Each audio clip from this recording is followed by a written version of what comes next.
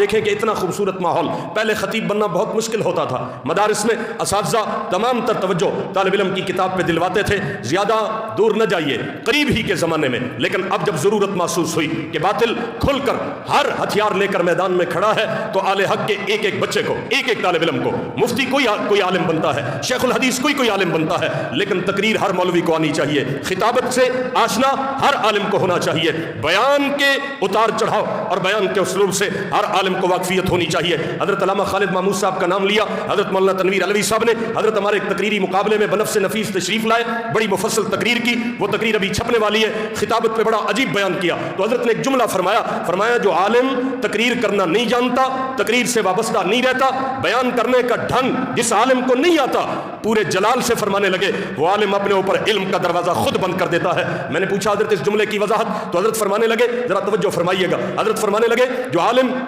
تقریر کرنا نہیں جانتا اس کے اوپر علم کا دروازہ اس لیے بند ہو جاتا ہے کہ جب ایک آدمی کا خرچ ہی نہ ہو، وہ کمائے گا کیوں؟ کمائی پہ وہ دھیان کیوں دے گا؟ جس کا خرچ ہوتا ہے کمائی کے ذرائع وہی تلاش کرتا ہے، وہی سوچتا ہے کاروبار بھی کروں، وہی سوچتا ہے ملازمت بھی کروں، وہی سوچتا ہے تجارت بھی کروں۔ جس کا خرچ نہ ہو وہ